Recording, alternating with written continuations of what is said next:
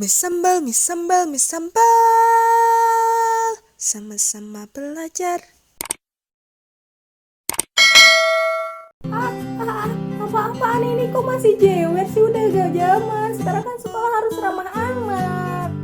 Assalamualaikum warahmatullahi wabarakatuh. Shalom, Om Swastiastu, Namo Buddhaya, salam kebajikan. Bertemu lagi dengan Miss Sambal. Sama-sama belajar. Oke, pada kesempatan kali ini, tadi di awal Miss udah dijewer nih. Padahal kan kalau penerapan di sekolah ramah anak itu sudah tidak boleh loh. Karena menjewer telinga atau menarik telinga itu termasuk ke dalam kekerasan loh di sekolah. Terdapat beberapa komponen-komponen yang diterapkan dalam sekolah ramah anak. Nah, sebetulnya ini sudah rangkum semuanya.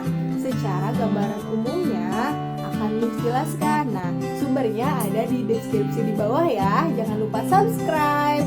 Pertama, kebijakan sekolah ramah anak atau komitmen tertulis.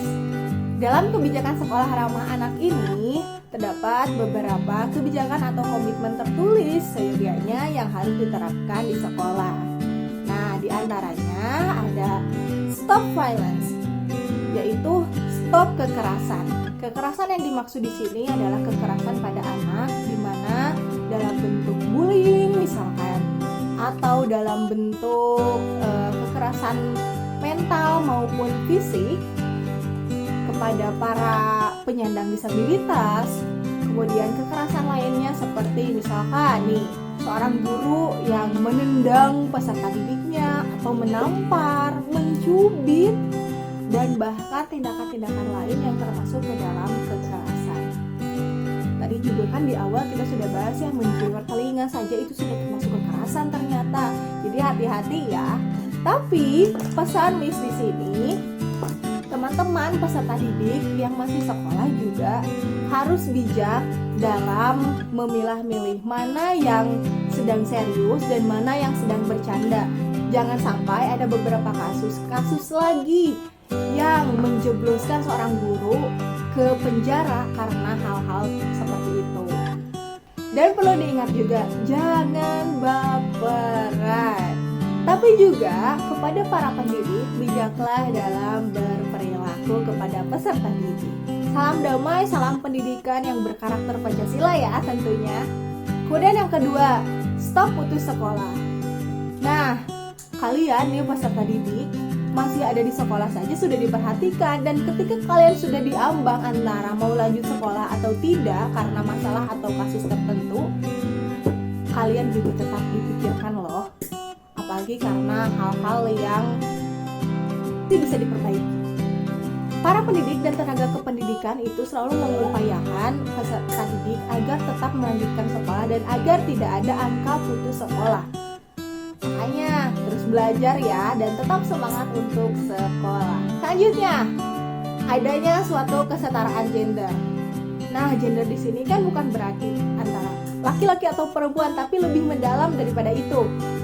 Misalnya dalam ekstrakurikuler, perempuan tidak boleh main futsal, tidak boleh ikutan ekstrakurikuler futsal. Mana nih suara perempuan, setuju atau enggak?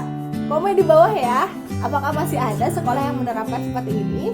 Kemudian sebaliknya, misalkan ada ekstrakurikuler tata kecantikan dan laki-laki tidak boleh ikutan katanya. Apakah laki-laki setuju? Coba komen di bawah ya. Selanjutnya, pemenuhan hak-hak peserta didik. Hak-hak di sini selain hak hidup, juga hak-hak lain yang tentunya terdapat dalam undang-undang, utamanya seperti hak mengemukakan pendapat. Nah, apakah sudah setara nih hak-hak peserta didik di dalam sekolah? Coba, apakah teman-teman punya cerita yang pernah merasakan ketidakadilan atau perampasan hak-hak di sekolah? Komen di bawah ya, kita diskusi. Selanjutnya, ramah disabilitas. Sekolah yang ramah anak juga harus ramah disabilitas. Memandang semuanya tidak ada perbedaan. Semua mendapatkan perlakuan yang sama. Peserta didik yang memiliki keterbatasan fisik ataupun mental dan memiliki gangguan pada fungsi tubuh harus tetap merasakan sarana dan prasarana yang sama dengan peserta didik yang lainnya, utamanya dalam proses belajar. Apakah peserta didik yang penyandang disabilitas misalkan nih yang menggunakan kursi roda harus dipisahkan dengan peserta didik yang lainnya? Apakah kalian setuju? No drugs, no smoking. Tentunya sekolah yang ramah anak juga menerapkan kebijakan anti narkoba dan juga anti merokok. Perlu diingat nih para pendidik, jangan sampai merokok di kelas ya, di dalam ruangan kelas, jangan sampai. Tapi Miss pernah sih punya pengalaman seperti itu dan jangan sampai ada lagi ya. Lanjut, penyerahan rekam medis peserta didik oleh orang tua. Nah, dalam hal ini kebijakan-kebijakan juga melibatkan orang tua. Ketika mendaftar sekolah dan ketika diterima di sekolah, biasanya para orang tua diberikan lembaran-lembaran yang mengharuskan untuk mengisi rekam medis anaknya. Apakah anaknya memiliki riwayat penyakit tertentu atau tidak? Untuk apa? Ya untuk lebih diperhatikan lagi oleh pihak sekolah. Sampai berjumpa di kesempatan selanjutnya. Mie sambal, mie sambal, mie sambal. Sama-sama belajar.